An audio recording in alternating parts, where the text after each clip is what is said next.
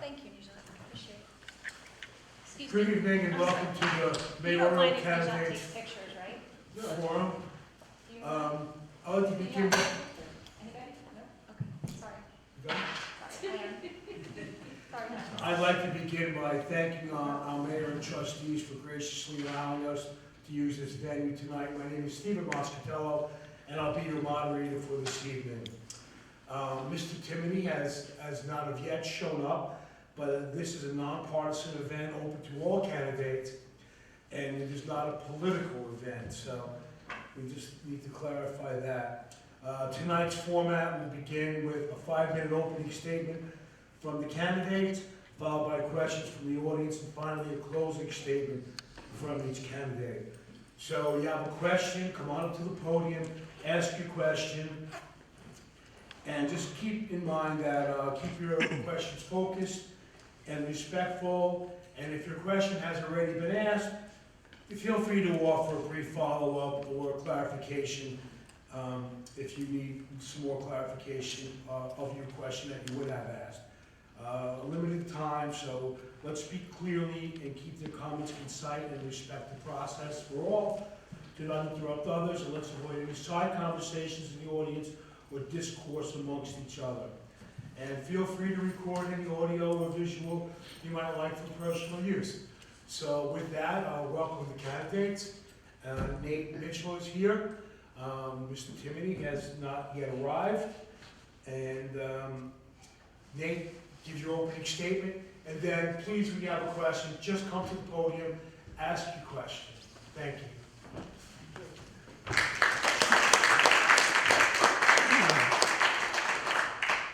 Thank you. So, welcome everybody. It's great to see everybody coming out for this different format, candidates forum, where we'll be able to have more of a conversation and less of a sort of segmented and limited opportunity to really discuss the issues that Piermont faces.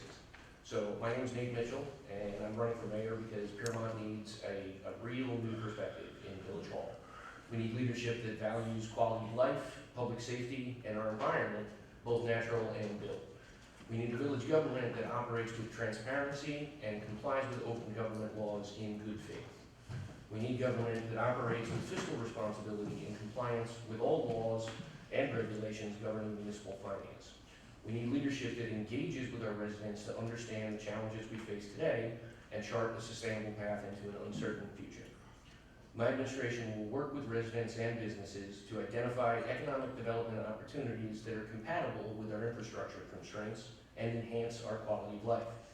We will seek to balance development with preservation of our community character as a charming, walkable collection of neighborhoods with a vibrant downtown commercial district. We will pursue funding to increase our infrastructure capacity and resiliency with both urgency and agency. We'll work to address the challenges of affordability and access to housing to keep older residents here in Piermont and welcome young families to join our community. I believe my extensive experience, proven record of leadership, and deep connection with our community uniquely position me to achieve these goals with your help. And with your support in the November 4th election, I look forward to working with all of you to ensure Piermont is a special place to live for generations.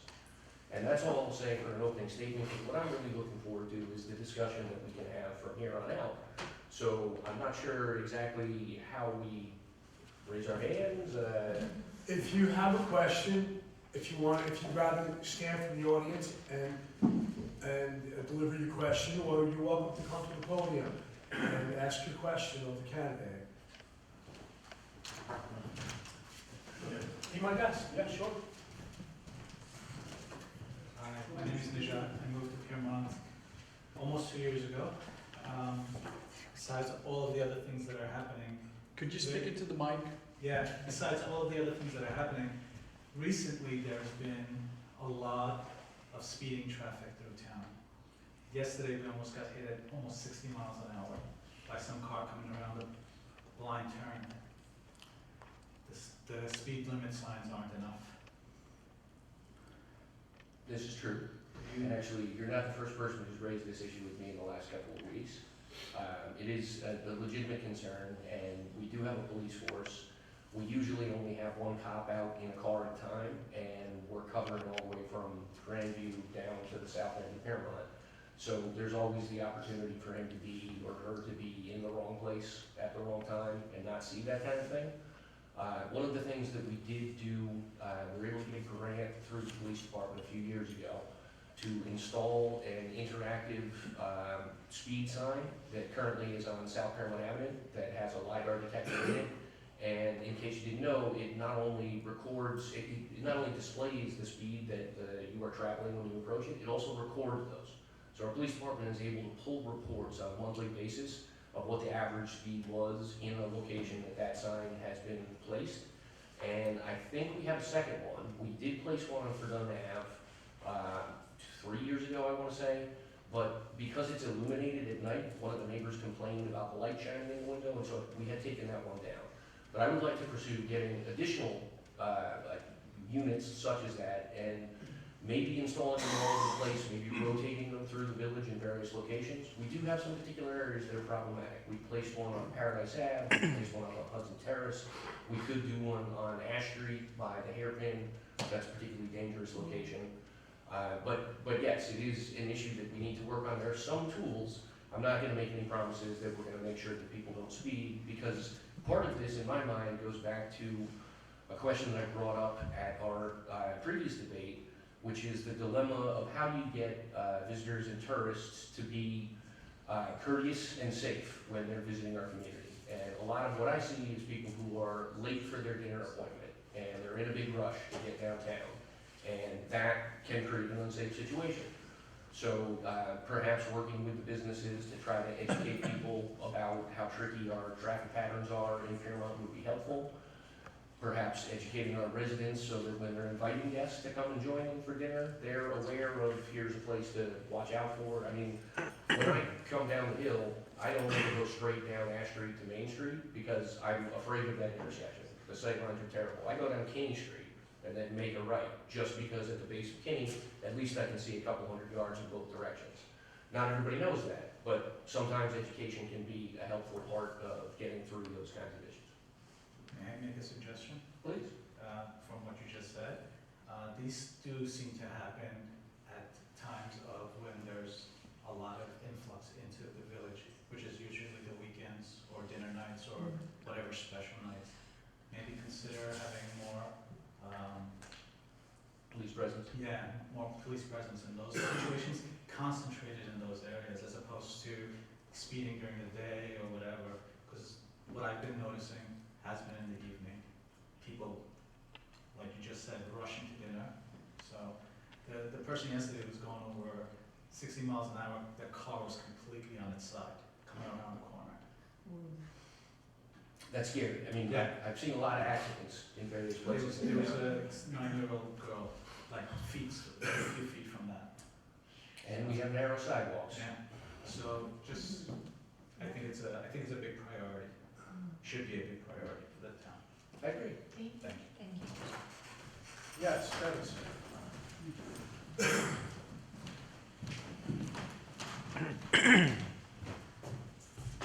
Dennis Hardy, former mayor. So the recent proposed 14-unit apartment complex, which got me involved to start attending village board meetings, certainly is a hot and button issue in Piermont. Although I know the Supreme Court in Rockland County declared it null and void, the zoning, but I don't think it's going to go away. And then we've had the Otto's, which was recently sold as a proposed development project. So what steps would you take as mayor to protect what we have here, particularly along Main Street? Sure, thank you. So, as I've said before, as mayor, one of the first things I'll do is ask the village board to repeal local law number 4 of 2023, which is the law that created the CBM district, and impanel a committee to review our comprehensive plan and make recommendations to add to our comprehensive plan about ways to rezone downtown that would make most of our buildings that exist and are currently not in compliance with the existing zoning, in compliance with the existing zoning, but at the same time limit what new development density could be. So one of the issues with the proposed 14-unit development is that it was to be situated on a very small lot, and the floor area ratio would be, I think, over 200%. And so that's one of the things that we have to look at very closely is the number of allowable residential units per acre and what the allowable FAR ratio is. I'm not sure that rezoning all of downtown is the best way to do it, because when I go and walk around and look at the different buildings, even in this small 2-block stretch, there is quite a variety of existing built environment. And making a building like the 3 brick buildings that are just south of Kinney Street the standard for what you're going to allow, where they have 100% lot coverage and 300% floor area ratio, is probably not the best idea. I think we will probably end up finding a compromise where some of our existing structures are still not in compliance with new zoning, but most of our existing structures are in compliance. And in that way, new construction would need to be similar and in the character of kind of the middle of the road as opposed to one extreme or the other. Thank you. Thank you.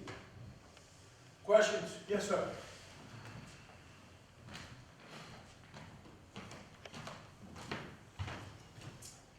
Hi Nate, Paul Caden, and I've worked with Nate over the years. I do have one lingering question though, which is a vote for you a vote for Preserve Piermont? And whether that's a yes or a no, what is the relationship to Preserve Piermont that you have in the degree of independence or alignment with positions that Preserve Piermont may take? Thank you. Yeah, so it's an interesting question. So one of the sort of odd bits of history about that phrase is that when I first ran for mayor in 2021, I picked the phrase preserving Piermont's future as my slogan, as my catchline. And I thought it fairly well encapsulated what my intentions were with the campaign and what my ambitions are for Piermont. And then later on, when there were issues going on in the village and some residents came together to try to speak out about these issues and bring things to light, they used a very similar phrase, the phrase preserve Piermont, which also is similar to other organizations in a county like Preserve Ramapo. So it wasn't an entirely new and made up thing.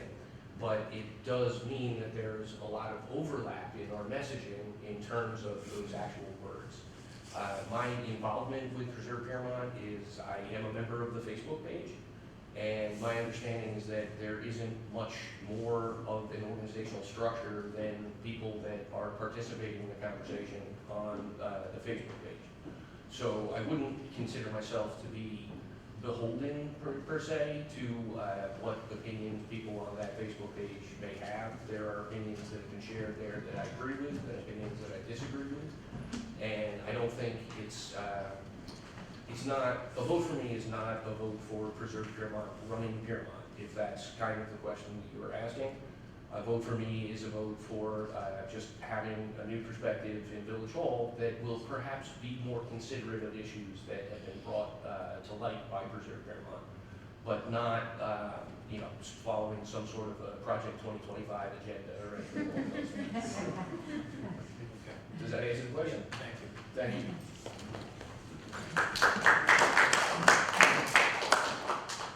Yes, sir.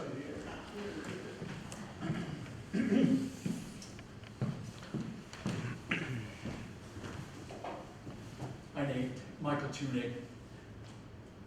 I have owned my home in Piermont Landing for 5 years.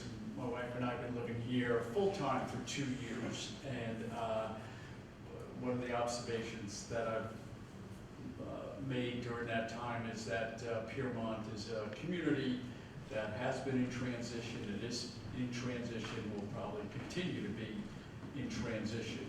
And whether it's a community or human being that people always have to go through transitions by themselves, because transitions can be painful and difficult and so on. My question to you is, because I gotta believe that other Hudson Valley or Rivertown communities that were built in a similar era that Piermont have been and are going through similar transitions and growing pains that Piermont is. So my question to you is, and if something like this already exists, let me know, but would you be open or commit to spearheading a Hudson Valley Mayors Association group that meets maybe once a quarter or whatever they arrange to share ideas about, what's going on in your community, this is what's going on here, how did you deal with that, blah, blah, blah. A brainstorming organization, much like the Republican Party on a national basis and the Democratic Party has their own governors associations, so that we're not trying to recreate the wheel maybe somebody else is trying and has already pulled off successfully what we're trying to accomplish here. Sure, so I'm a huge fan of borrowing lessons learned from other communities. And so you're aware, in Rockland County, there is an organization that meets on a monthly basis of mayors and supervisors where they share things that they're working on, and things they're having problems with. It's not exactly the same thing as what you described because it's not specific to river towns, and river towns do experience unique challenges and also have unique histories because the river was the route of commerce and was also a great place to build industrial sites because you can use the river for cooling and also getting rid of all of your waste. So Piermont is actually a bit older than a lot of the other river town communities because we were the original eastern terminus for the Erie Railroad. A lot of other communities in the Hudson Valley in our close region were developed a little bit afterwards at kind of the scale that Piermont was. Piermont was huge before most of the river town communities were very big at all. But I do also participate in an organization called the Flood Resilience Network, and Piermont was actually a founding member of the Flood Resilience Network, where that's exactly what the Flood Resilience Network is trying to do, but specifically dealing with flooding issues, which are unique to waterfront communities. So I've been doing that for 5 or 6 years, and over the course of that time, we've expanded a bit. We've recruited communities that aren't exactly on the river that also experience flooding issues along streams and hillside flooding and that sort of thing. And the organization is funded by grants, and they put together educational sessions to bring people together and do work groups where we do exactly that, where we share, here's something we did in our community and it worked, and I'll give you the blueprint for it and you can do it. And so I'm proud to say that there are several communities in our area, Irvington on Hudson being one, that participate in Flood Resilience Network activities in Piermont and then took away lessons learned and replicated in their community. Kingston is another community that is a founding member of the Flood Resilience Network, and the PWRC here in Piermont developed a program called the Neighbor to Neighbor Alerts Program, where we collect people's contact information if they live in flood-prone areas, and then when there is some kind of an event coming in, we notify them of what they should expect to have as impacts and what kind of timing is going to be expected. And we were able to work with Kingston to have them create their own neighbor-to-neighbor program, utilize the same tools that we constructed to do the contact. And they're a bit bigger than us, and so sometimes I get a little jealous because they have 5 times as many people signed up for their program as we do for ours here in Piermont. But absolutely, there is a great value in trying to get together and have a conversation with other municipalities that are in similar situations or predicaments, depending on how you want to look at it, and seeing what works. I will say most of the conversations are about things that have not worked, not things that have worked. But there is always that, little pearl of wisdom of we tried this and it worked. And so an example of that is that 2 years ago up in Kingston, they have a big St. Patrick's Day parade that is one of their annual events, and they all march right down the middle of Main Street and down to their river promenade that's along Rondout Creek, which is a flood-prone area.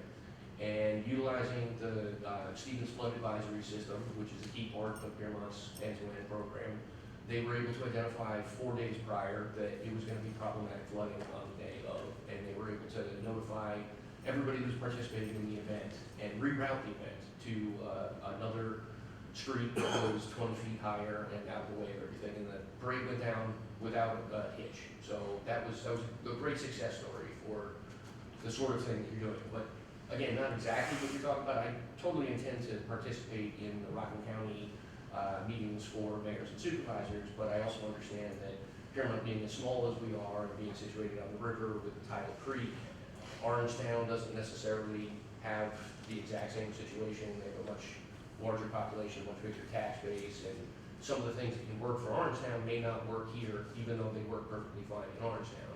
So I hope that we will learn something from those conversations, but I'm not sure they have all the answers. The towns that I was thinking of were along the lines of like a Beacon or a Cold Spring or a Hudson or a Rhinebeck or a Kingston or a Newburgh, the older historic towns that are trying to preserve their charm and character, much like we are. And how did they deal with it? How they do with it or not do with it, you know, and especially when there are so many developers out there, I would think, who are trying to get their mitts on all these historic communities. For sure, and so there are lessons to be learned even outside of having a sit-down conversation. I mean, one of the things that I do is I'm an avid reader, and I read constantly about different approaches that communities, there are a lot of communities out on Long Island that are kind of similar to us, and it's, you know, the ocean rather than the river, but same kind of issues. And also they're historic, and that's an important part of their economic vitality is maintaining that. So I've seen some good success stories. There was a new building constructed, I believe it was in Cold Spring, about 5 years ago, where they worked very closely with the Architectural Review Board, and they created a building that looked like it had originally been smaller and had an extension built on the back of it, because that was the character of a number of the buildings in the area. So even though it was new construction, it was a brick facade in the front, and then plank construction in the back, and it fit in very nicely. I've also seen horror stories about, you know, enormous just block towers being constructed in the middle of a quaint two-story downtown, and having people really regret allowing that to proceed. So I think there is value in trying to expand those conversations with other communities like that, but also just learning from them. Thank you. Thank you. Yes.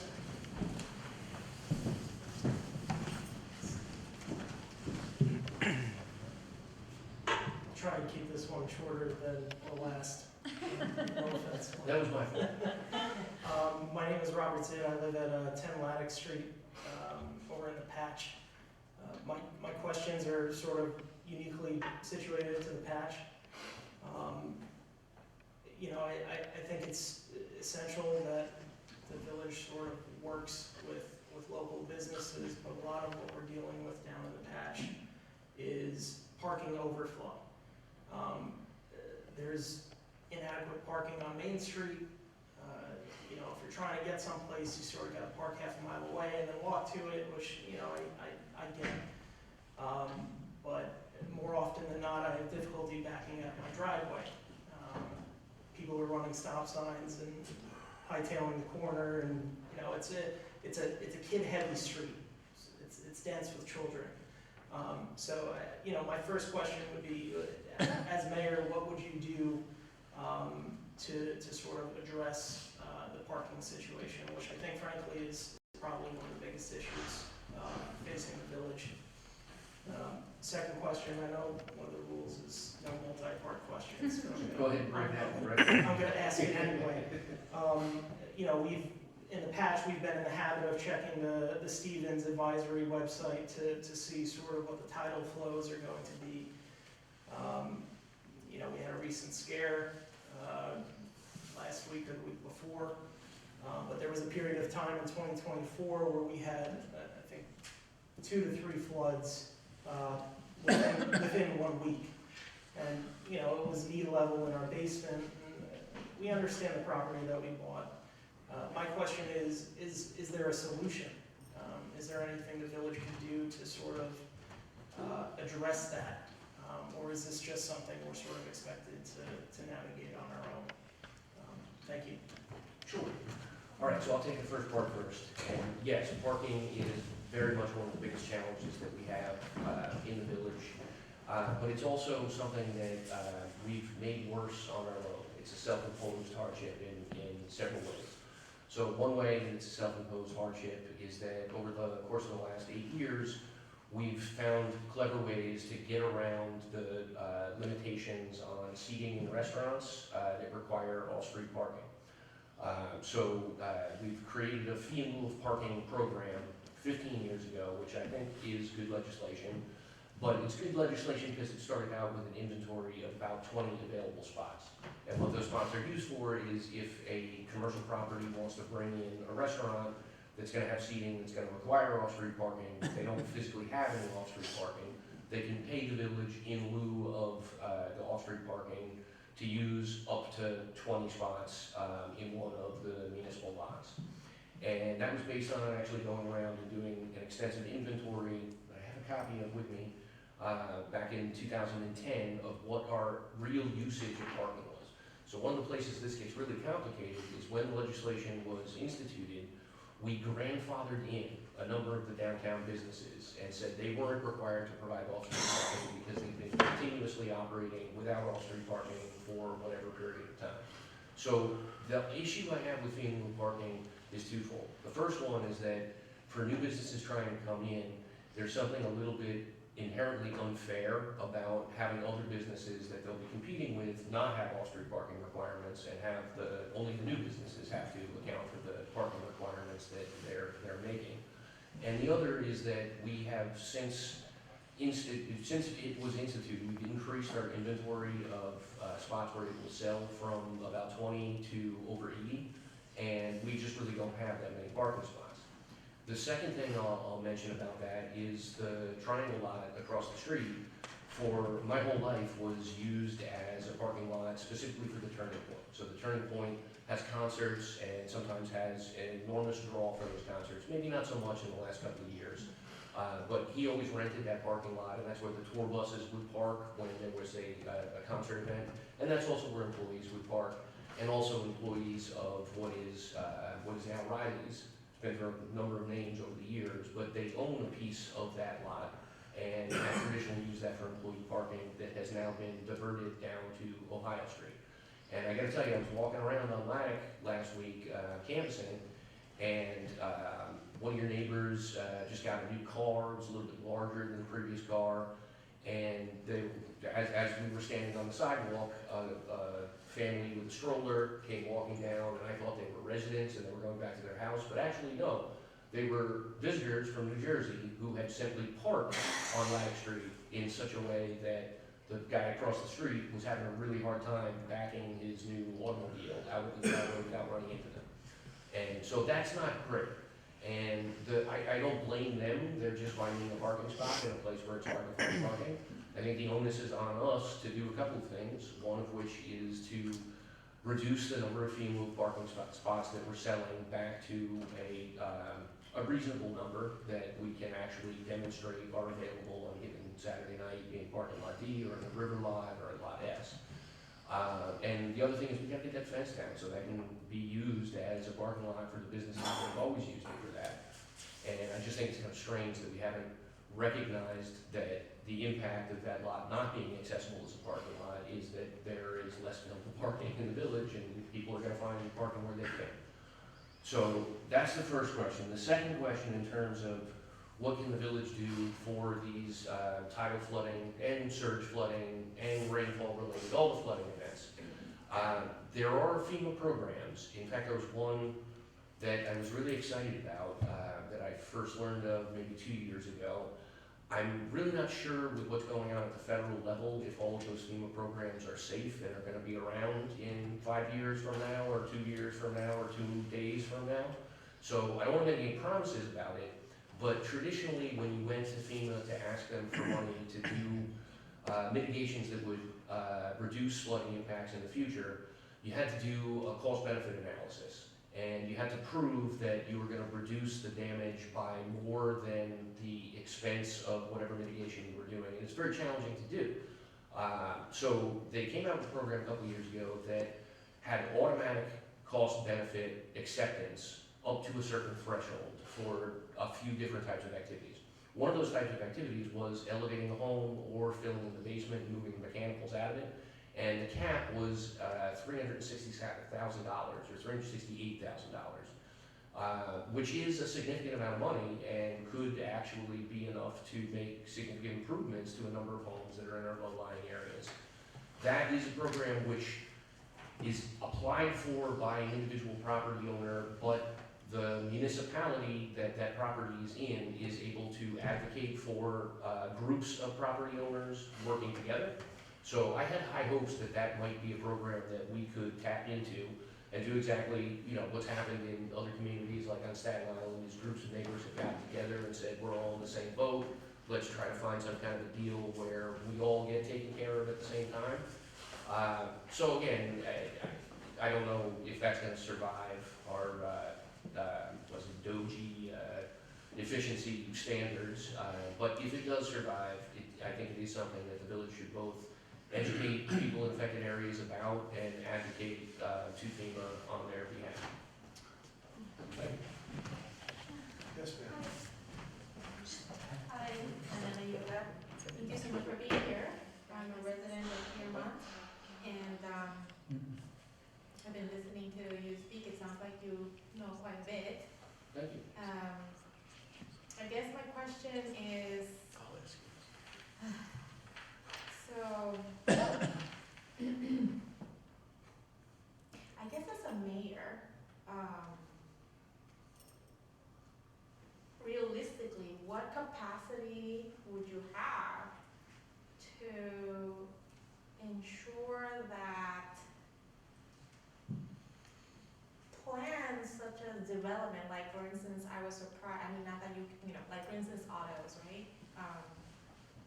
That was sold, and I think, I'm not quite sure where that is, but, like these developing plans seem to arrive very quickly. And the public is caught by surprise. I guess as a mayor, what realistically, what capacity do you think you would have to govern in a way that makes sure that it's not tipped so much, towards the overdevelopment, really? Sure. And two, and this is a little maybe silly, but I've noticed this, and it's caught my attention, these e-bikes that kids are riding on in Piermont. Drive like 50 miles per hour. They do. And you And wonder they're quiet, too. why their parents are allowing them to do that on the road. And there seem to be more and more. So I guess my question is, as a mayor, do you see an issue like that? I guess what's your position, or what would be your perspective on that? Because it seems like a safety issue, but also has to do with parents, I guess, buying their kid an e-bike. I guess, Eva, would you be, as a mayor, how would you treat something like that? Because I think that's important. It's safety, and it's also like, why would you buy your kid an e-bike that goes 50 miles per hour? Buy them a bike, So that's all. Thanks. Terrific, thank you. Okay, so the first part of the question in terms of, as a mayor, how can I realistically ensure plans for development have an opportunity to be digested publicly, just paraphrase. And one of the first things I learned when I got on the village board as a trustee is that one of the ways that the mayor makes policy decisions that are durable policy decisions for the village is by the selection of people who are appointed to the various boards. So we have an independent planning board and zoning board. The village board should have no role in making their decisions for them. But the mayor does have a role in selecting who and what qualifications would make someone a good candidate for being appointed to one of those boards. And also something that I'm just learning we have not been doing in the last few years, which is when I was on planning, everyone on planning board and zoning board was required in their first year of service to be certified by the Rockland County Planning Federation in land use law. And then also required to do training every year to keep that current. And I'm not sure if this is true, but I was chatting with someone earlier in the week who was indicating that that's not being enforced anymore. I had thought that was an enforcement issue for the chair of those respective boards, but if that turns out to be something that is up to the mayor, I would certainly like to get us back to a place where everyone is getting that land use law training, because without it, you're not well equipped to make the types of decisions you're being asked to make. In terms of e-bikes, it is a real issue, and it is something that we can do police enforcement about. So the thing that cracks me up about it is, when I was 10, 12 years old, I had a bunch of friends that had dirt bikes or mopeds or little go-karts, and kids are kids, and they're gonna wanna have fun riding around on those things, but those ones were all super noisy. So as soon as you started up, so kids would like walk them around town, I'm not actually riding it, I'm just pushing it through town, and then get up to the Erie path and fire it up and shoot on up the Erie path. But as soon as you started it, somebody called the police, and the police would meet you at the other end and give you a ticket because you needed to have a license, or you needed to have a license plate, or whatever it is. My understanding of the current law in New York State regarding e-bikes is that they are considered to be motor vehicles if they are capable of going faster than, I believe it's 27 miles an hour. So a lot of bikes are sold that have a selector switch. You can be in legal mode, or you can be in illegal mode. And the manufacturers are making them that way because that's what customers want to buy. But theoretically speaking, you're not in compliance with the law if you're in illegal mode and you're scooting around on your e-bike. The big difference that I notice is that they are almost entirely silent. So instead of, as soon as somebody gets up to speed, there's 5 calls to the police saying somebody's up on the tracks, making trouble, go get them. Nobody hears it, and that's even more dangerous in a lot of ways, because there's a saying among motorcycle people that loud pipes save lives. If you're driving down the highway 60 miles an hour on your motorcycle and it's making a whole bunch of noise, there's a good chance that even if you're in somebody's blind spot, they know you're there because you're annoyingly loud. And when you're cruising up the Erie path at 40 miles an hour, nobody has an opportunity, nobody knows that you're coming. So they're not gonna step out of the way, they're not gonna have that awareness. And I think it is something we need to work with the police on. I think education can also be helpful in terms of the parents in purchasing this type of technology. You can get an e-bike that only goes 25 miles an hour at maximum speed. And I have to tell you, the worst I've ever been injured in my life was on a regular bicycle going down the hill at about 20 miles an hour. So even 25 miles an hour is in fact quite fast to be traveling with no kind of protection. And the one thing that I'll say I feel good about is that most of these kids that I see cruising around on e-bikes are at least wearing helmets. So that's important to me. I always tell everybody wear a helmet. I've seen people fall off motorcycles without a helmet, and it's a big mess.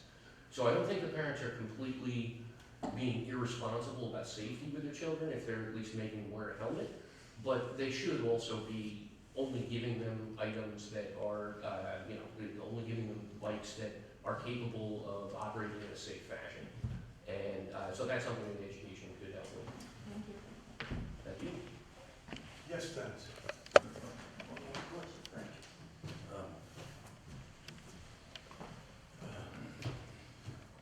The issue of parking, so in the last 3 years, we have had 3 new restaurants on Main Street that were not previously restaurants. Would you consider a moratorium on any new restaurants on Main Street until we can fully assess parking? And I will point out that we all know parking is an issue, particularly on the weekends. And at the last debate, your opponent suggested that he would consider a parking garage in parking lot D, which is right next to the environmentally sensitive Piermont Marsh. I don't think that's an option, but what options could you help us with as far as parking? Sure. So yes, I would consider a moratorium on new restaurant uses that require fee in lieu of parking. But I would actually take it a step further. By my reading of the statute, we review the inventory of fee-lot parking spaces on an annual basis. And there is, not only is there no guarantee, there's explicit language that says first come, first served, and the last guy that shows up to reserve fee in lieu of parking, if there aren't any available, they don't get any. So one thing that I've noticed over the years with restaurants in Piermont, even though people come to town and they look around and say, this is a great place for a restaurant, it could be really successful here, all our restaurants are competing for the same parking spots and for the same customers in a lot of ways too, especially over the wintertime when it isn't such a great, tourist season. And we've had a lot of failed restaurants in town. Just over the last 5 years, I think I can count 5 different restaurants that have gone out of business. So at a certain point, we have to start talking to people realistically about, I know it sounds like a great idea to open a restaurant here, but you have a good chance of going out of business because of the fact that the restaurants eat each other and eat each other's customers. So in some ways, you can say that's capitalism at work, and that's competition, and that's survival of the fittest, and the best ones will succeed, and the poorest ones will fail. And there's validity to that. But I think when people come in to discuss the prospect of opening a restaurant, we are obligated to educate them about this history and not say, oh, that place is vacant just because the last guy didn't know how to run a restaurant. You can explain to them that the last guy didn't have any off-street parking and had to pay a lot of fees for off-street parking that wasn't sufficient enough to put enough tables in business for it to really be viable long-term. And I think people deserve that level of honesty and openness about what business prospects they're getting into. They're looking to invest a bunch of money in this, and if it's something that is going to long-term be a failure and you don't, I don't want to say deceive, but you don't fully inform them of the history and the challenges, you're doing them a disservice. And I don't want to do that to any business in town. I also don't want to see a new business drive an existing business out of business because of the fact that there isn't enough for everybody to go around. And I think we owe it to our existing business owners to have that open and honest conversation with new restaurants trying to come in. Yes, sir. So just to continue on the parking subject, This is everybody's favorite subject. it's a big issue, and its relationship to development. So you've been very clear about fee in lieu of parking, but I think it's important for everybody to understand that whether the number is set at 20 or 220, it doesn't change the physical number of spaces. It's immaterial. It's maybe very unfair for the restaurants that have to pay for it that don't get an assigned spot.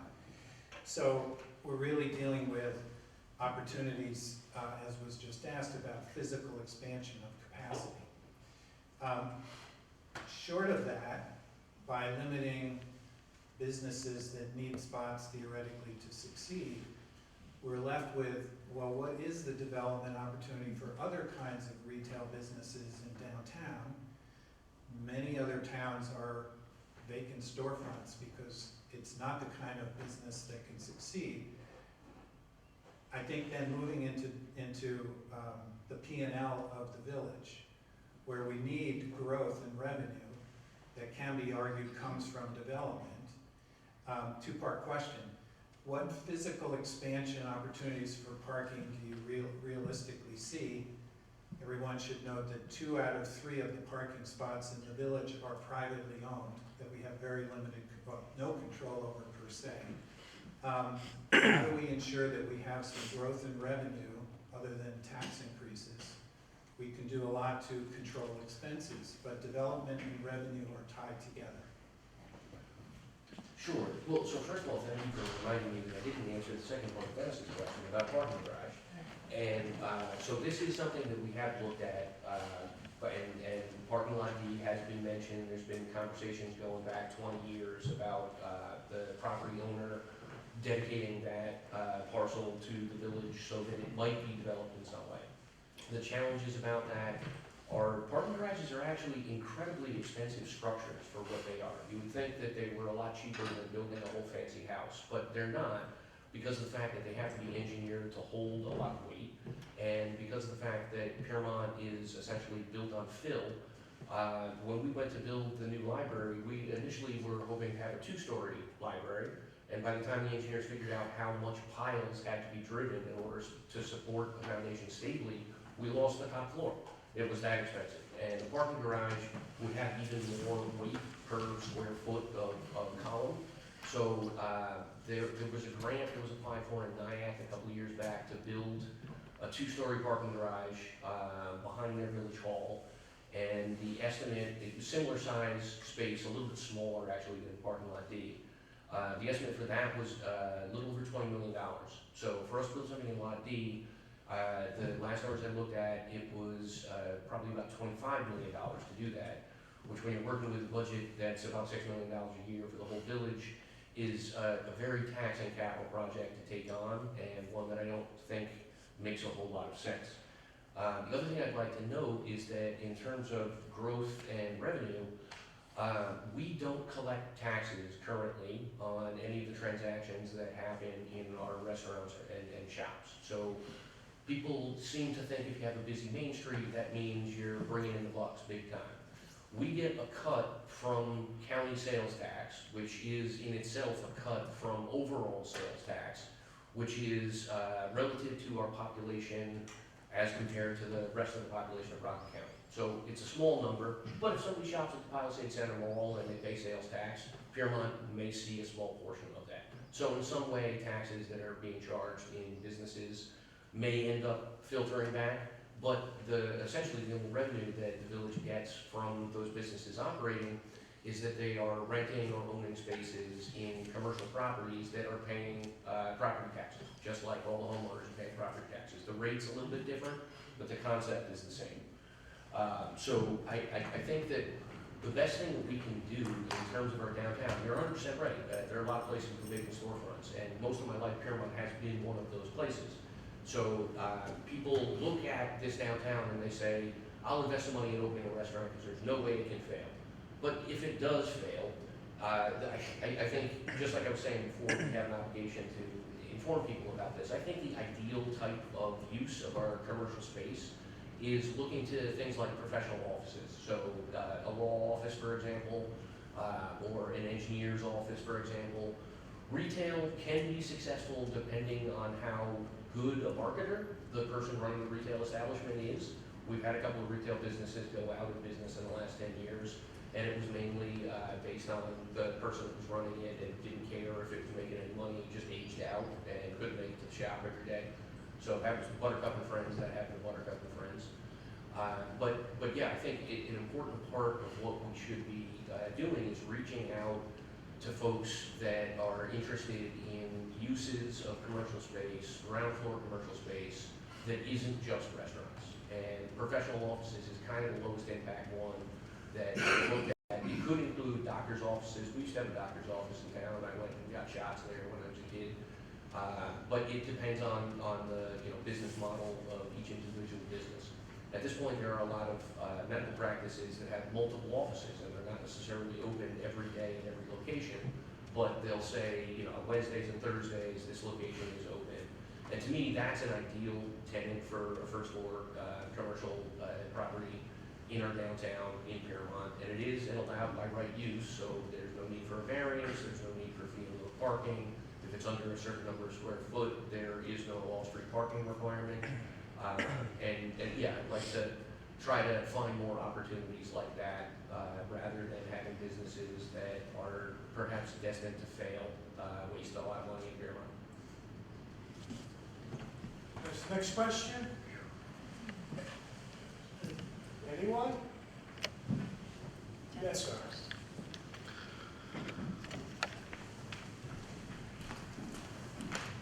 It's gonna be about parking. No, it's not about parking.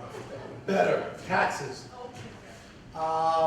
Jeff Gordon, 521 Gare Street. There's a lot of rumors that are being spread on the other side of the aisle that a vote for Nate means your taxes are going to go up.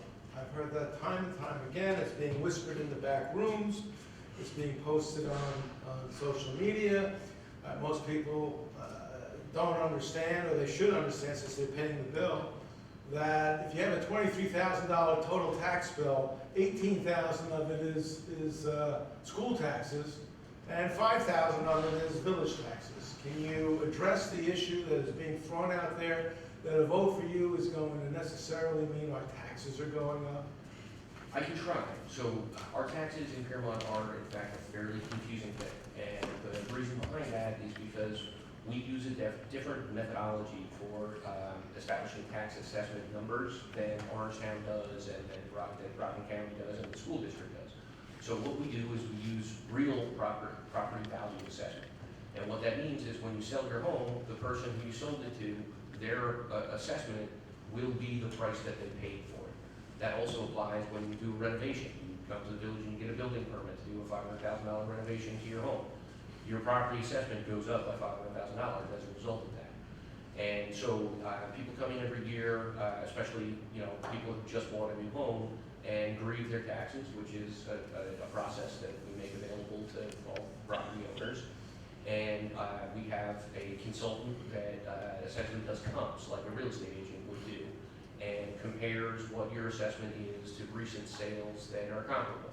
And if he finds that it is a reasonable assessment, and we have bill of sale from a real estate transaction saying, I paid $1.5 million for this house, it's pretty hard for you to argue, my house is not worth $1.5 million if you just paid $1.5 million for it. That's just not sound reasoning.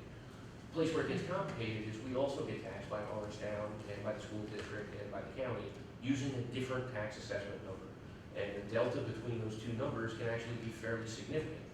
So, first of all, it's not my intention to raise village taxes unless that's the only choice that we have.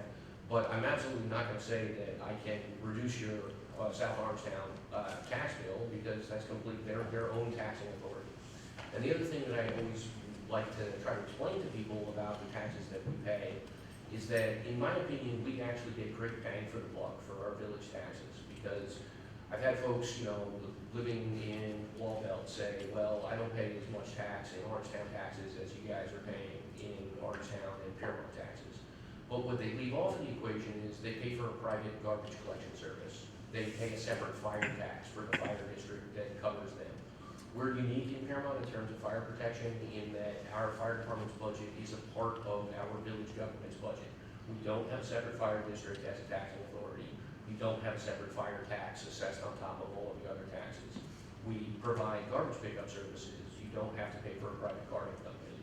And we looked at this a few years ago, and if you bring in a private carting company to pick up garbage, which is one of the shared services discussions and questions, in New York State, you're required to pay them a prevailing wage for each of their workers on the truck, the driver and the two helpers that are on the truck.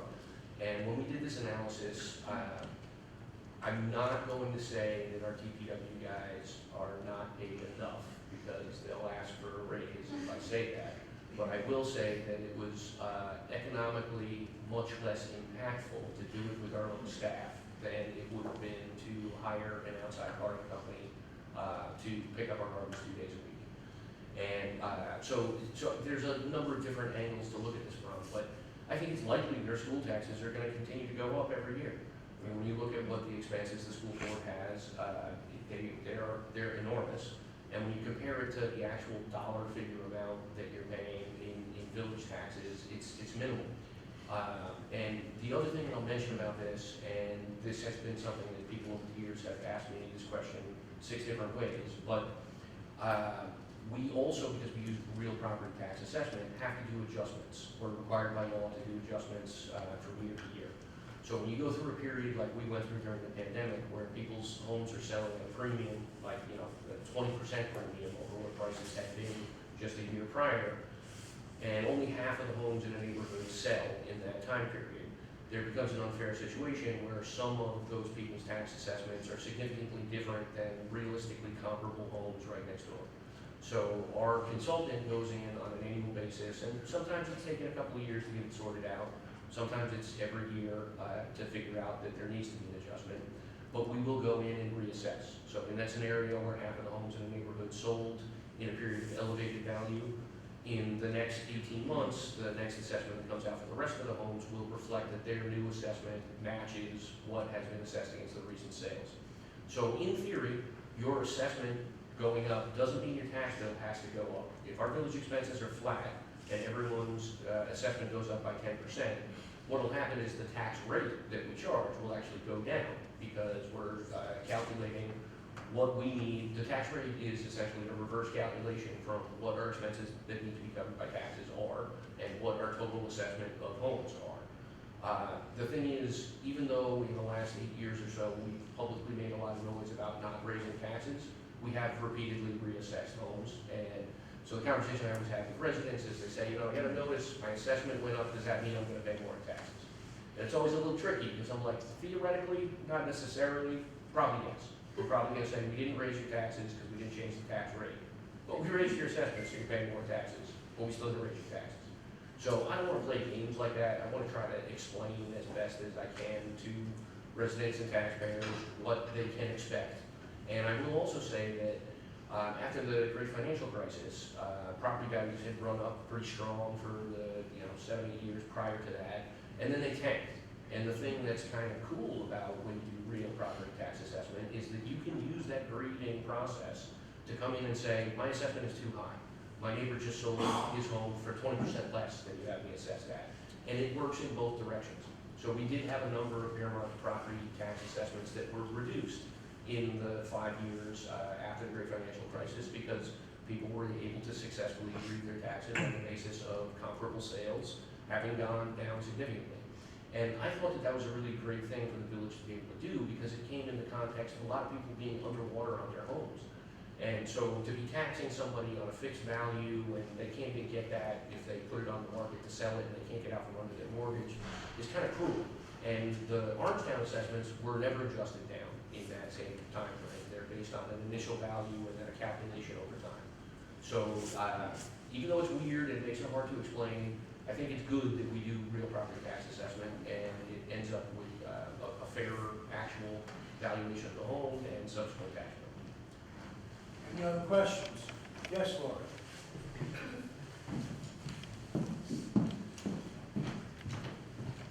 Lori Knoll, 21 Gare Street.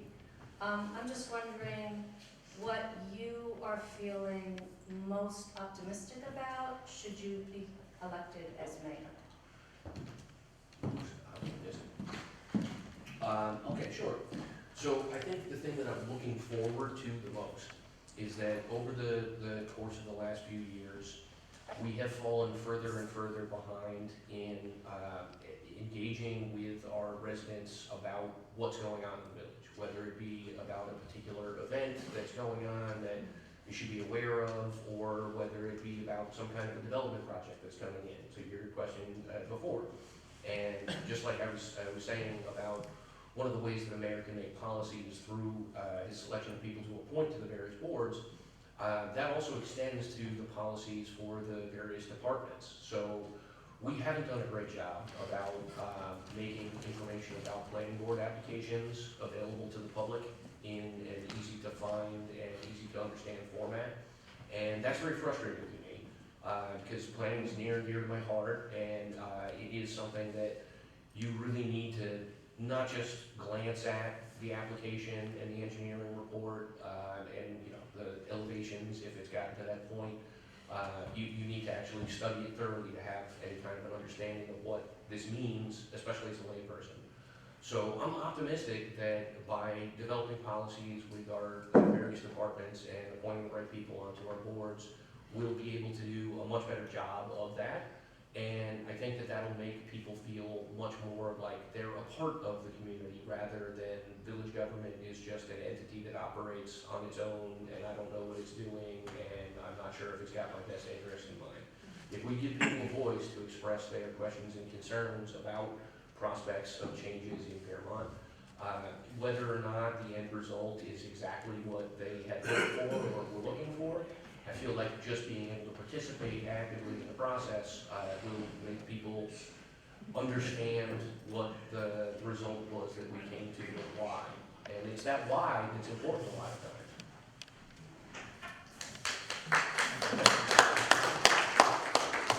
Do you have any other questions? Anybody? Yes. Just one. It might be a multi-parter. Uh-oh. 320 Ash Street. I wanted to, I know you know as well as I do, that a lot of people have been saying a lot of things on social media that I know not to be true, and I know you know them not to be true. So I wanted to ask if you would kind of give everybody a primer on the CBM law passage and, the things that happened, subsequent to that, and just kind of set the record straight as opposed to leaving it to the rumor mill. I'll try. So, this is not a simple issue to explain, partly because of the fact that this project was kicking around in one form or another for years before it got to that point. So, one of the agendas that our current mayor had, and I won't deny that the inspiration for it was well-intentioned, was he thought if we could find a way to get some significant new construction going in Piermont, it would raise the amount of property tax rateable assessed properties we had, which would increase revenue from property taxes, and thereby reduce the burden on the existing homeowners. So I will say I generally disagree with them on a philosophical level about that ever being successful. In most situations, I lived through when the condos were built, and the promise of the condos was we'll never have to pay taxes in Fairmont again, because they're gonna pay all our taxes for us. And there is always a related increase in service and impacts on the infrastructure that ends up costing you in surprise ways. And so I don't really think that that is a viable plan, but I will give them the credit that that was the basis for the plan. But the plan was, let's figure out how to build something. We're not sure what it is, we don't really care, let's just make sure it gets built and it's worth a lot of money. And so that developer and their attorneys and their professionals had workshops with the planning board, with members of the planning board, the zoning board, and the village board, and they never proceeded to, so typically when somebody comes in and they want to build something, they put in an application to the planning board. I would like a site development plan for doing this thing.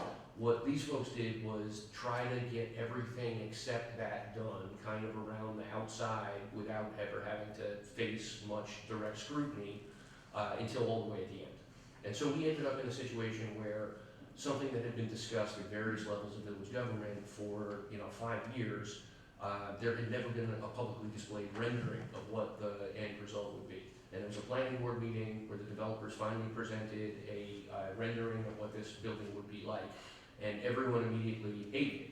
And it became clear that the reason why that had never been presented prior was because they were afraid people hated it. And I think they kind of knew why. So what happened in terms of the CDM zoning district was these developers came to the village and they gave us a petition for us to rezone just a few parcels downtown. Excuse me. So they had an escrow account with the village, and what we do with those escrow accounts in the situation where there's something going through the planning process is if their engineer says this, we take their escrow account and we hire our own engineer to give us a second opinion and see if we agree with what they are claiming. So in this case, we use the escrow account to hire a planning company to advise the village board on whether or not what they were petitioning us for was a good idea. And so that planning consultant came back to the village board with a 25-page memo that recommended specifically that we decline this petition for rezoning those several properties because it would clearly be spot zoning, and if it was challenged, the court would throw it out and everybody would lose money and it wouldn't be fun for anyone. Interestingly enough, when we had the meeting to review their petition and the memo from the consultant, their lead attorney stood right there in front of all of us, held up this memo, and said, so this memo says that you should approve our petition. And I had to say, excuse me, I'm not sure we got the same memo. And then everybody was in a panic, and the mayor was like, what are you talking about? He says it says that we should do it. And I had to go to the specific page where there was one line statement, we recommend you decline this petition. And say, it says right here, we recommend you decline. And the reason is because it's clearly spot zoning. And so then the follow-up to that was, okay, we accept that we shouldn't be spot zoning this, but how do we move this project forward? So then we took village money and we paid the same consultant to try to come up with a plan as to how this could be enabled using changes in zoning.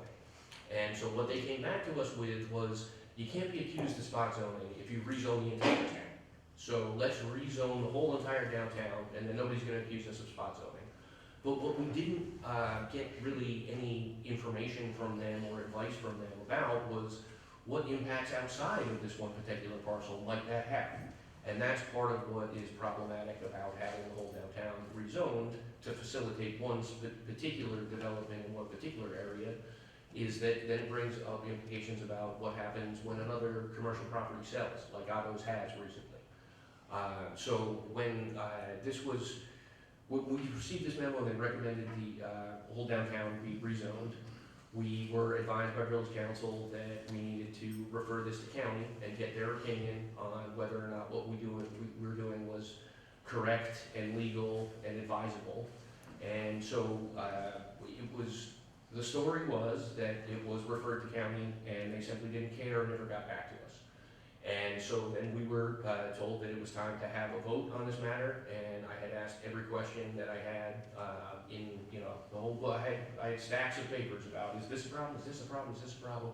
Asked all those questions, were advised by council that none of that stuff mattered and everything was fine, and we should go ahead and vote on this right now. And so the best that I could do to minimize the impact of the new zone was that I identified that there were 6 or 7 properties included in it, which were actually within the 100-foot buffer of the 100-year floodplain.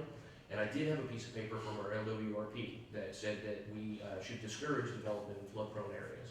And so to me, increasing the allowable density in a flood-prone area clearly was in contradiction with what the recommendations of our local waterfront revitalization plan were.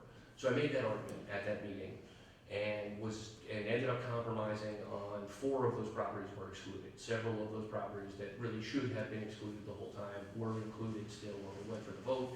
But as I had discussed with other people in the village, I saw that there was no way that my no vote was going to stop this from happening because the other 4 members of the board were clearly in favor of it. So I made that compromise to say I'll take a map edit if that's the best I can get, and we did pass it. Subsequent to that, there was no motion on the project itself for quite some time. And it turns out, hindsight being what it is, that's probably because they were waiting for a certain time period to elapse to prevent a certain type of lawsuit challenging the project being filed. 9-10 months later, when another project that was for a single-family home doing some renovations within this newly established CBM district was sent a plan, that was referred to county, and county sent us back a letter saying, your CBM district doesn't exist, you never referred it to us in the first place, and we have objections to the way that it was set up. And that wasn't immediately distributed to the board, that only came to our attention when residents had gotten this information directly from the county, and then brought it to the village board and they asked about it. And so when I became aware of that, and I read through the memo from county, and they said, you never sent it to us, we never got it, and you're legally required to do that, and so without having done proper GML referral, we don't accept your law as being valid. So to me, the most sensible thing to do at that point was to say, let's restart the clock here. Let's get rid of this law that they don't accept, let's refer it to county in its entirety, and hear back from them whatever their concerns are, and address them. So one thing that people don't necessarily know is that a lot of county recommendations can in fact be overridden by a supermajority of the board. So if 4 people vote to override a county recommendation, then we have that ability. We're a home rule state, and so as a municipality, as a village, we have the ability to do that, but we're required to provide them with a letter explaining why we did that. So there are some things that come in these referral letters that are not simply recommendations that we have the authority to override. And in this particular case, when it was eventually referred back to county, they came back and told us that there was something that was critically deficient in our approach, which was that we were trying to include a part of the RD West parcel in our new zoning district. However, that parcel had never been subdivided off of the larger parcel, and therefore there was no boundary, there were no meets and bounds, and so you couldn't just draw an arbitrary line on the map and say we're going to go back later and turn that into a property line. You've got to do the zoning along property lines. So that was an issue that I had raised previously with our council, and he had told me that he had a different legal interpretation and that wasn't valid. But seeing it from county, it gives us a second opinion that we can then, as board members in our deliberations, point to and raise additional questions. So the reality is that the board, the entire board, was deprived of hearing that from county when we were asked to make the decision initially, and we were advised that this was the proper thing to do in the proper way, despite some folks having some misgivings about it.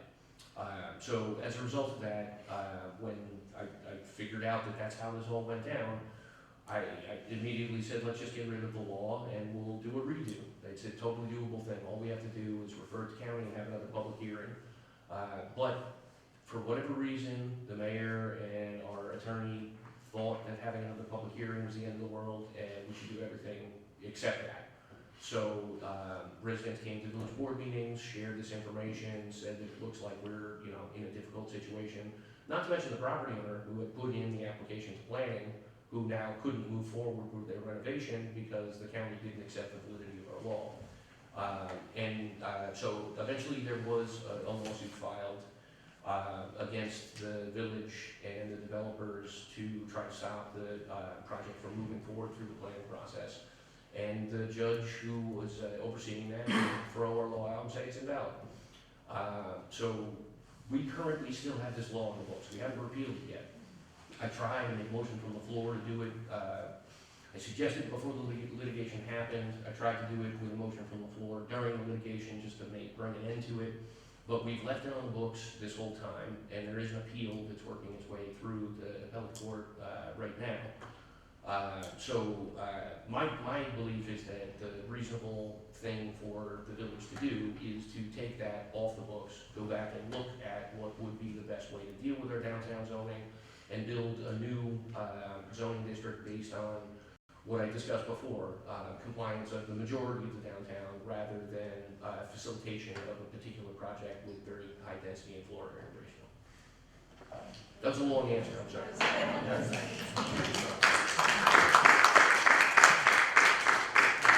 Yes, sir.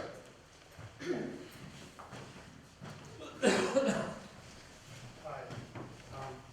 Just a little more simple. We've moved up the hill, but we used to live down here right on the street as a tenant. And there's these movies that come every once in a while, and they take over parking lot D, which I think the tenants accept in general, like this is a restaurant town, things happen, it's a beautiful place, movies are, but I've never seen any advance notice. And I even had my car towed from one side of the parking lot to the other. Oh, but not to an impound yard. Not to an impound yard, just to the other side. So it's just, I think would be great for them if they could hear, because sometimes you go on vacation, leave your car there, you don't know. And it just comes off, it rubs you the wrong way when you're paying for a parking lot, and then it's not really, you don't even have a spot. So I think, I don't know what can be done, but at least advance notice would be, I think, great for those people. Absolutely, and that is required.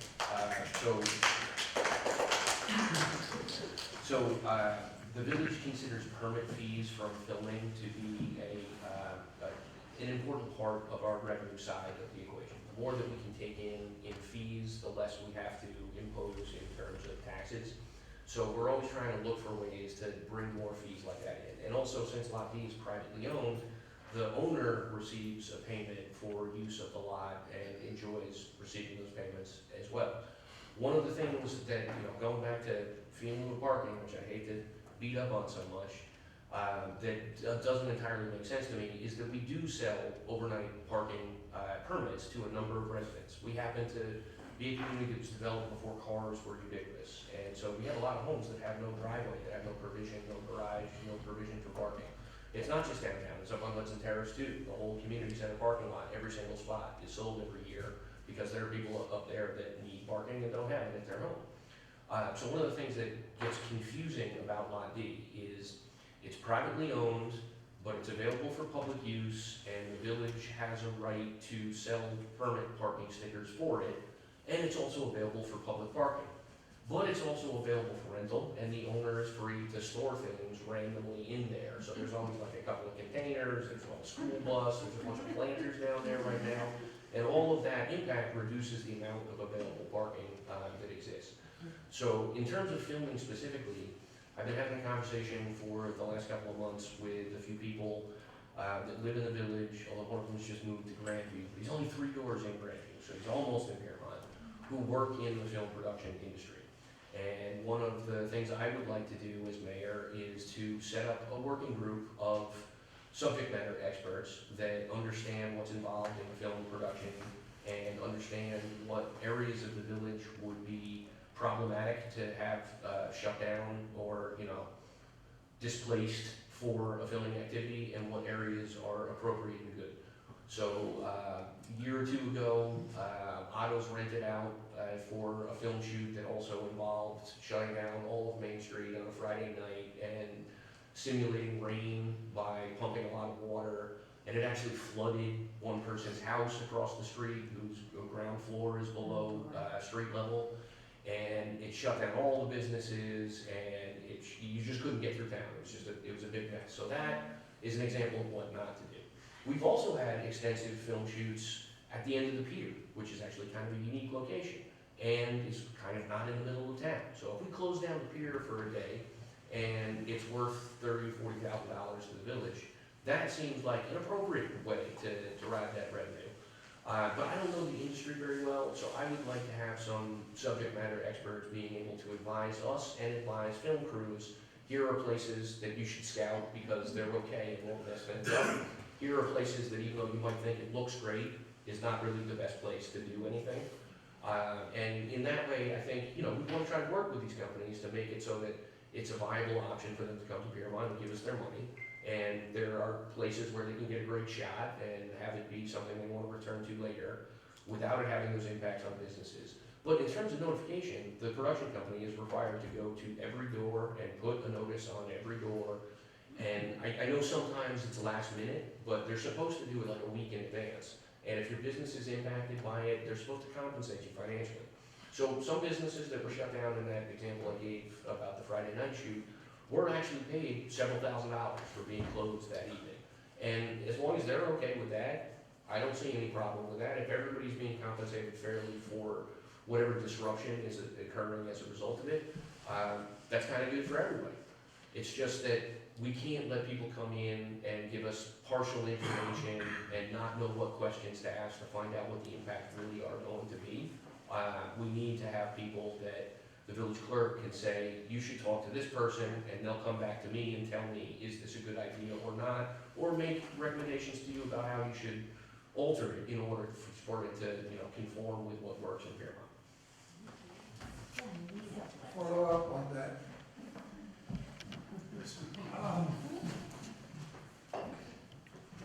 I tried to walk Klaus Jacob, Overtown, Paradise Avenue. I tried to walk the other day across parking lot D while filming was going on. Oh, they chased you out?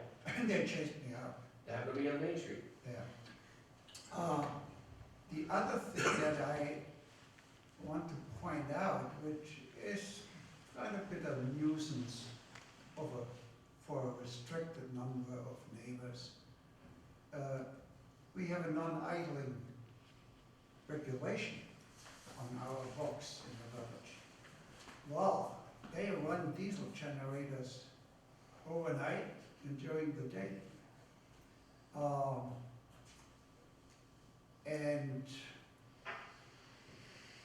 that's somewhat of an imposition. Okay? So it doesn't affect too many homes, but they also start at 4 or 5 o'clock in the morning. So just a consideration, can there be some constraints be put on the filming operations to minimize these kinds of effects? And while I'm here, a total different issue. What's going to happen to the end of the pier? Yes. Tragic story again. All right, so I'll answer the second part first. So the history of the end of the pier is kind of a tragedy in my mind because this was something we could have fixed. This is just an issue of deferred maintenance. So back in 2018, we had a engineering company come in and do an assessment of the structural integrity of the pier. The engineering company is called Blue Shore Engineering. And the reason why we did this is because we had secured some funding. We pieced together from 3 different sources almost all the money we would need to install a floating dock that we could keep the fireboat at the end of the pier attached to the T-dock. But we didn't know if the T-dock was strong enough to take the weight, so we had an engineering firm come in to do it. And they gave us this report, and one of the things they detailed in the report was that we were right on the verge of having catastrophic deterioration of the underside of the pier start to occur. So they recommended that we do $160,000, maybe use $170,000 in what they call priority repairs in the next 12 months to patch up areas where the steel was starting to get exposed and started to corrode and then make the concrete fall. And the following year, we received a check from FEMA for about $700,000 for expenses from Hurricane Sandy, which, 7 years later, it's kind of bizarre. But we put in claims after Hurricane Sandy, and the bureaucratic pace of government was such that 7 years later, we actually got this, what at that point appeared like a windfall, because we'd already paid off all the bonds that we'd taken out for what we needed to do after Sandy. And my suggestion at that time was, why don't we follow Blue Shore's recommendation and do this $160,000 worth of priority repairs to the T-dock? And that concept was dismissed out of hand in favor of putting it in the bank and then going to the public and bragging about our fiscal acumen in having made our bank balance go up. And that turned out to be a really poor choice because just a year or so ago, when we got approval to put in the budget to have Blue Shore come back and do another evaluation, which they had recommended we do in 5 years. The evaluation, I was involved, actually Lori was involved in doing some of the dives that we did out there to check the pilings and also look at the underside. And it had deteriorated much more rapidly than had been expected and now was at risk of catastrophic failure. So we sent all that information to the engineer and they sent us back. This could just fall into the river at any time. And I asked them the question, okay, so we stopped trucks from being on there. We're not putting fire trucks there anymore. Is it okay for people to walk there? And their response was no, it's unsafe. An iceberg could come by and the whole thing will crumble. You need to prohibit people from being on the pier. And so we did. That's why there's that stop sign out there now. And we have been looking at what would the expense be to replace it, and it's astronomical. So the dock as it's constructed now is a concrete dock on wooden pilings. We could not afford to reconstruct as is, but we did get a design put together to do a dock that's primarily just wood timber that wouldn't be strong enough for us to put a truck on, but would be strong enough for people to walk on. And the cost of that was $4.1 million. And so we applied to Mike Lawler's office for some, slush fund, one kind or another, grant money. And the application is in, and we haven't been told no yet. We are expecting to hear by the end of the year whether or not we'll receive that funding. I think I have a better chance of winning the Powerball tonight than us receiving $4.1 million for something that doesn't serve a critical infrastructure purpose. But maybe, and if he comes through, I won't say mean things about Mike, because that would be fantastic. I'd love to have our dock back and operational. It's one of the few deep water docks on the west side of the river. And so Vermont research vessels use the dock here, Clearwater can dock here. A lot of people don't know, but as wide as our river is, much of it is very shallow. So everything north of the pier, the channel runs just a few feet off the end of the pier. Everything north of the pier is like 8 feet deep at high tide and 4 feet deep at low tide. And so we can't have big sailing vessels come into our marinas in Vermont because at low tide it's 3.5, 4 feet maximum depth. And that limits how, and that's the one thing that we may see benefit from sea level rise, is we may end up with a deep water harbor, but we won't have much of a village left, but we'll have a nice harbor.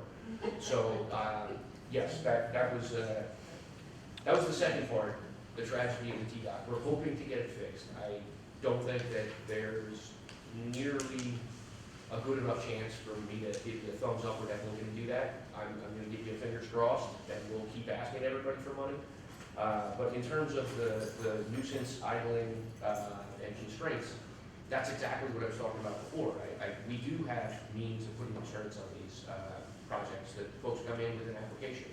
It has to be heard by the village board. We have the right to approve it or disapprove it, or put some sort of limitations on what they can operate in terms of hours of operation or in terms of location. The generators thing, my understanding is it doesn't qualify for anti-idling law because they're not motor vehicles. They're designed to sit there and idle and generate power. And what we put into our village code about idling was specific to motor vehicles. So I don't know that my interpretation is 100% right on that. I could check with the attorney, but I think they're exempted from that particular regulation, but not necessarily noise regulations. And we do have regulations about how early in the morning a contractor can start using a javelin, for example, or how late at night they can do it. That's one of the interesting things about the film applications is that they typically ask for things that are outside of those allowable hours. And so we can require some portions of it be indoors only. That was the last project that came by the board. That's one of the questions I was asking the guy was, so this overnight portion, that's not outside, that's inside only. And he was like, yes, but we need to ask those questions. And if we could have a couple of subject matter experts that know better than I how to ask those questions and how to say, this is what you're gonna have to work with. Your generators can't be running at 4 o'clock in the morning within X number of feet of the residence. I think that's completely reasonable, and we should look to do that. And I think there are technologies coming available that make the need for those generators somewhat reduced. Field production is a very power hungry thing. I don't know if we're gonna eliminate them entirely. But battery packs are getting better and better, and they don't make any noise at all. So we should work on that. Yes, Danielle.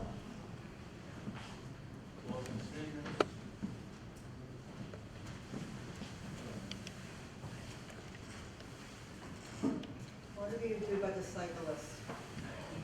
The hard one. I know, but they're so abusive, and the other day I was playing pickleball, and must have been like 100 of them going one way, and 100 going another, and now they have to be seen to write a ticket.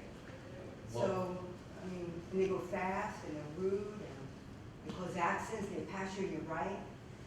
Yeah, I've been in many scary So, situations. I'm not gonna argue the point at all. It's scary. When I drive around town, I'm terrified I'm gonna run into a cyclist and get sued for, my life.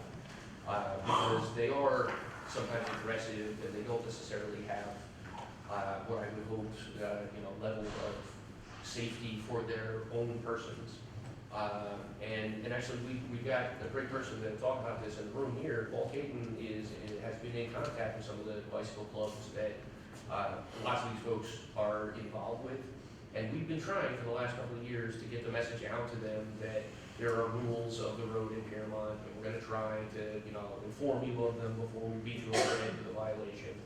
Talking to the police officers, I know there are challenges for them writing tickets in that, if 30 guys go by in a group and you try to go pull them over and 2 guys stop and 28 keep going, what are you gonna do, a high-speed pursuit through the middle of downtown? And what about the 2 guys that did stop? They also tell me a lot of times when they stop them, they don't have proper ID on them. And they're being stopped for a minor violation. It's not like a felony or something where you can detain them if they don't have ID. So they write tickets that are never gonna get paid because it's John Doe or, whatever made-up name. And it is a challenging thing. I think we do need to continue working on trying to educate folks. We had that A-frame signage at the bottom of Rockland Road for a year or 2 that had, explanations about how you're supposed to behave on it. I see people kind of fly by that at 20 miles an hour making a corner. I don't know how closely they're reading it. But I think trying to reach out to the organizations that they're involved in and giving them a set of policies is something we should continue to do every year, even when it's boring and we've done it 10 times, because they are in communication with these folks and they probably are paying more attention to them than they're paying to us. But there are rules. I mean, we can enforce the single file rule. We can enforce you have to actually come to a stop at a stoplight. You can't just cruise through a red light. I think in New York State law right now is for a bicyclist, you can actually stop and go at a red light, but you're required to look both ways before proceeding, like it was a 4-way stop. And I mean, other than that, I'm not sure.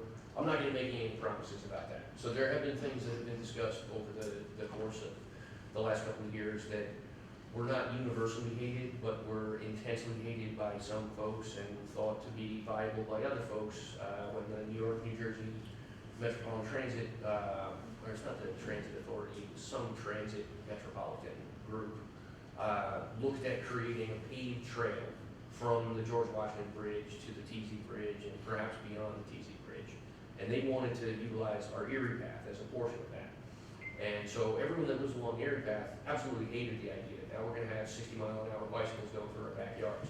But a lot of people who live on Main Street were like, maybe we should think about this. We got problems on Main Street, there's cars there, there's a lot of safety issues. And I can see both sides of it. Neither one of those solutions is ideal. It's, you know, taking a problem and putting it out of my backyard and into your backyard isn't really being neighborly, although it does, you know, address one of the problems. So I think we need to continue to look at all of it and improve enforcement where we can, working with the police officers. We have a couple of bicycles in the back over here. We have 2 officers that are certified in bicycle patrol.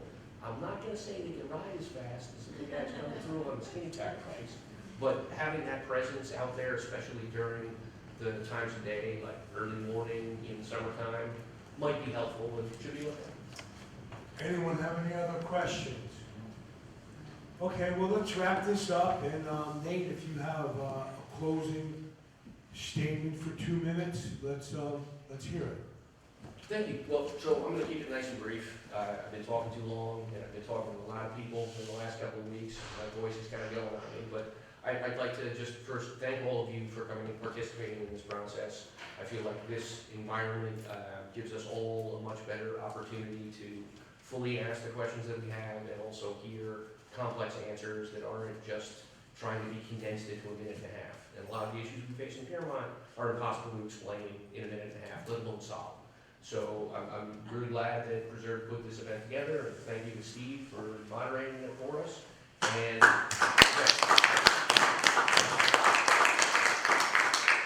I just hope that if anyone's mind was not made up prior to this meeting, that in the discussion we've had, I've earned your support in the November 4th election. Thank you.